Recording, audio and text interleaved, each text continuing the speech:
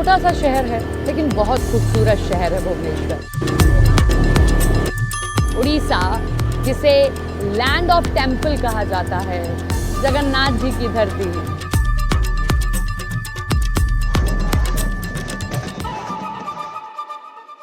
जय Jagannath. TVS radio Bharat reporter आप देख रहे हैं, मैं हूं आपके साथ सपना शुक्ला।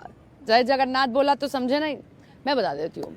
जी हाँ, उड़ीसा हमारा कारवा पहुंच गया है और इस वक्त हम भुवनेश्वर में हैं। पुरी भी जाएंगे, वहां की भी तस्वीर आपको दिखाएंगे, लेकिन भुवनेश्वर से हम शुरुआत कर रहे हैं। मेरे पीछे बीजू पटनायक, यहाँ के प्रथम मुख्यमंत्री रहे, उनका ये आप स्टैचू देख रहे हैं। उड़ीसा, जिसकी कमान नवीन पटनायक के हाथ में है, लेकिन भारतीय जनता पार्टी इस बार कोशिश कर रही है कि बीजेडी के इस पूरे गढ़ में सेंधमारी की जाए। 24 साल लगभग हो चुके हैं, नवीन पटनायक के हाथ में ही कमान है। उन्होंने अपना उत्तराधिकारी कहीं ना कहीं चुन लिया है, वीके पांडियन को, लेकिन जनता वीके पांडियन पर कितना भरोसा जताती है? बीजू जनता दल या भारतीय जनता पार्टी? इस बार भरोसा किस पर? और एक चीज और, विधानसभा और लोकसभा दोनों चुनाव यहां साथ साथ है।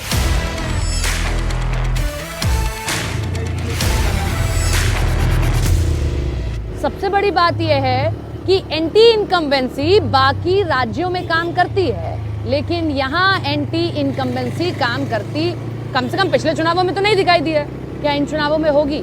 और सबसे बड़ी बात, ये चुनाव इसलिए अलग भी है क्योंकि नवीन पटनायक ने कहीं ना कहीं अपने उत्तराधिकारी अपना चुन लिया है। वो हैं वीके पांडियन, जो कभी उनके निजी सचिव रहे और अब वो ही उनके सक्सेसर के तौर पर, उत्तराधिकारी के तौर पर देखे जा रहे हैं। चलिए जनता से जानेंगे, वीके पांडियन चाहिए या फिर नवीन पटनायक को ही मुख्यमंत्री के तौर पर देखें।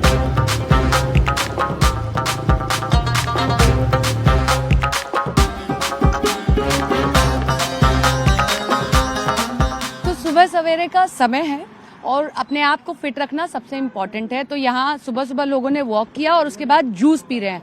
ये अंकल जूस ले रहे हैं आप? हाँ, जूस नहीं है, क्या है ये नीम का जूस।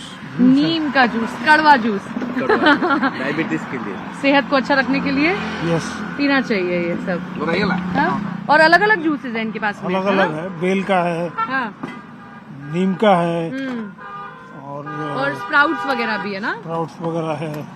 तभी आप लोग इतने हेल्दी हैं, इतना वॉक वगैरह करते हैं, है ना। अंकल, आप लोगों के प्रदेश में दोनों चुनाव होने जा रहे हैं, लोकसभा भी और लेजिस्लेटिव भी, और बीजेडी यहाँ पर ऐसी है कि कोई भी आ जाए बीजेडी को हिला नहीं पाता है।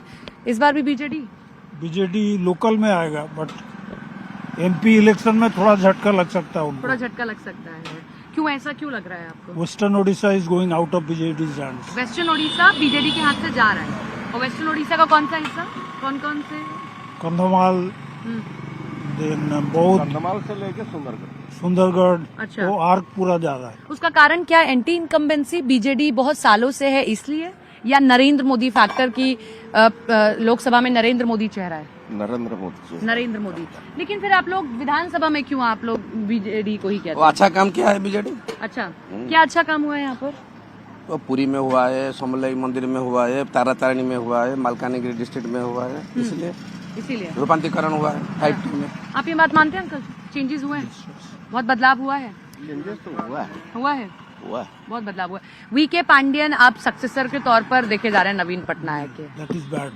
All Odias don't agree with that, आप, क्योंकि ही इज एन आउटसाइडर। आप लोग नहीं चाहते कि VK Pandian, he is a rank outsider, इसलिए आप चाहते हैं कि कोई अगर हो तो या तो पटनायक फैमिली से हो या फिर कोई उड़ीसा से। Not family does not matter, family doesn't matter. He must be, Hindi में uncle, he must be the capable BJD. अच्छा, मतलब कोई बीजेडी का हो, बीजेडी का हो, उड़िया हो, जो उड़िया भाषा जानता हो, उड़िया कल्चर जानता हो, नॉट दैट कि एक ब्यूरोक्रेट टर्न पॉलिटिशियन। आप मानते हैं इस बात को? वीके पांडियन नहीं? हाँ? मैं ऐसे नहीं मानता, वो जो अच्छा काम करेगा वो तो चीफ मिनिस्टर होगा, उसमें कोई दो मत। आप अंकल, आप मानते हैं जो बात अंकल बोल रहे हैं कि भाई देखो हमें कोई बाहर ही नहीं चाहिए, वीके पांडियन? नहीं, chief minister, leader of the state, our Odia people should look there. But all the chief ministers depends upon the bureaucrats. So as a bureaucrat, he is a perfect bureaucrat. अच्छा, मैं आपको एक चीज बता दूं, थोड़ा Hindi problem हो सकता है, शायद इसीलिए आप लोग अंग्रेजी में कंफर्टेबल है। हाँ, परिवर्तन होना चाहिए जरूर इस बार एंटी इनकम्बेंसी है बीजेडी के खिलाफ। है, लेकिन नवीन पटनायक का हेल्थ तो इशू है। हेल्थ इशू है। हाँ, और नवीन पटनायक नहीं तो कोई और नहीं। ना, नवीन पटनायक नहीं तो कोई और नहीं। वीके पांड्यन?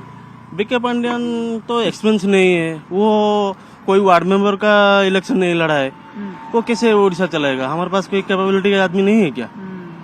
ऐसा थोड़ी होता है क्या? हमारे पास आरबीआई गवर्नर उड़ीसा का है, आरबीआई शक्तिकांत दास है, और क्या चाहिए, राष्ट्रपति हमारा उड़ीसा का है, और हमारा उड़िया आदमी कोई कैपेबल नहीं है क्या? ठीक है ना, 25 साल हो गया, कोई भी बड़ा प्रोजेक्ट इधर नहीं आ रहा है। कोई जो तो परिवर्तन में बीजेडी के खिलाफ मतलब बीजेडी के अलावा कौन चाहिए? बीजेपी या बीजेपी चाहिए? हमारा ऑप्शन नहीं था, अभी तक ऑप्शन नहीं था।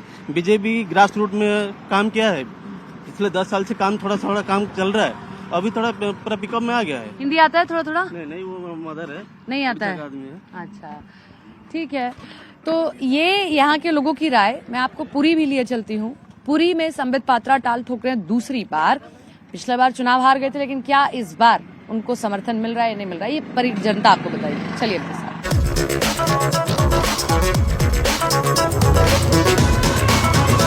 तो चलिए पुरी भी आपको लेकर चलती हूँ। पुरी में संबित पात्रा को एक बार फिर से मौका दिया गया है बीजेपी की ओर से। पिछली बार वो चुनाव हार गए थे, लेकिन क्या इस बार संबित पात्रा कुछ कमाल कर पाएंगे? अभी हाल ही में प्रधानमंत्री ने रोड शो भी किया है पुरी में, तो संबित पात्रा से भी जान लेते हैं कि कितना चमत्कार उनके लिए जगन्नाथ जी कर पाएंगे।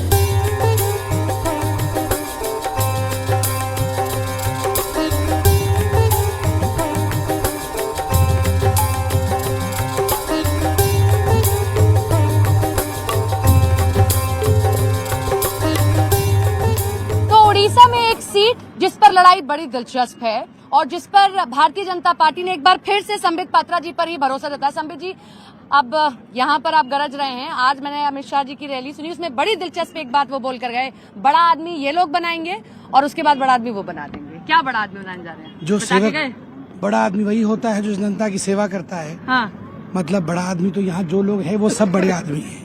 इनकी सेवा करने का मौका मिलना, यही बड़ा आदमी बनना है। और मैं धन्यवाद दूंगा माननीय अमित शाह जी का, और मुझे माफ करेगा मेरे गले के कारण, मैं धन्यवाद दूंगा उनका कि उन्होंने कहा है कि आप जन प्रतिनिधि बना के भेजिए। मैं उनके जितने भी काम हाँ। मैं उनके जितने भी लोगों के काम हैं, हाँ। चाहे यहाँ शुगर फैक्ट्री बनाना हो, हाँ। चाहे यहाँ बैम्बू मिल बनाना हो, बैम्बू हाँ। पेपर मिल बनाना हो, हाँ। ये सारे काम हम करेंगे। अच्छा, अब तक नवीन पटनायक के साथ फ्रेंडली लड़ाई रहती थी, मतलब ऐसा था कि ठीक है, कभी आपने उनके साथ सरकार भी यहाँ पर बनाई थी, लेकिन अब पहली बार हो रहा है इस चुनाव में कि एकदम फ्रंट फुट पर आकर आप लोग आमने सामने लड़ रहे हैं। कोई फ्रेंडली लड़ाई कहाँ थी? नहीं, विपक्षी यही कहते हैं कि आप लोग फ्रेंडली लड़ाई लड़ते हैं। देखिए, विपक्षी तो कहते थे कि हम आम आदमी पार्टी से मिले हुए हैं। विपक्षी के आम आदमी पार्टी कहती थी हम कांग्रेस से मिले हुए हैं। हाँ। 2014 में भी हम इसी सरकार के खिलाफ, बीजेडी के खिलाफ लड़ रहे थे। 2019 में भी हम इन्हीं के खिलाफ लड़ रहे थे, अभी भी हम इनके खिलाफ लड़ रहे हैं। हाँ, तो कितनी इस बार बड़ी जीत होगी? पिछली बार सिर्फ 11,000 का मार्जिन था। देखिए, ये तो जगन्नाथ महाप्रभु ही जानते हैं कि नतीजे क्या होने वाले हैं। कर्म करना हमारा काम है। महाप्रभु ने कहा है कर्म करो, फल की चिंता मत करो। चलिए, ऑल द बेस्ट आपको रिजल्ट्स के लिए भी और बड़ा आदमी बनने के लिए, जो वो कहकर गए हैं आपको। बड़ा आदमी नहीं, बड़ा सेवक। बड़ा आदमी भी कहकर गए हैं कि आप जिताइए, बड़ा आदमी मैं बनाऊंगा। ऑल द बेस्ट आपको। तो ये संबित पात्रा जी थे, और पुरी से क्योंकि भारतीय जनता पार्टी ने एक बार फिर से इन्हीं को उम्मीदवार बनाया है। पिछली बार सिर्फ 11,000 का मार्जिन था। क्या इस बार शंखनाद जो है यही करेंगे?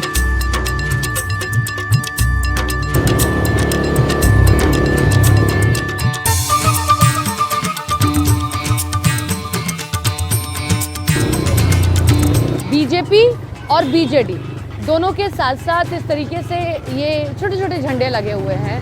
ये मैंने इसलिए आपको दिखाया क्योंकि एक समय था जब अटल बिहारी वाजपेयी की सरकार थी, जब अटल बिहारी वाजपेयी थे, तब ये दोनों दल एक साथ थे और इन दोनों दलों ने एक साथ मिलकर सरकारें यहाँ पर बनाई थी। लेकिन आज दोनों की राहें अलहदा हो गई हैं, दोनों अलग अलग हो गए हैं, और इस बार तो जो दोस्ती है उसमें थोड़ी सी खटास पड़ती हुई भी हम देख रहे हैं। टीवीएस रीडर भारत रिपोर्टर सिर्फ न्यूज़ 18 इंडिया पर।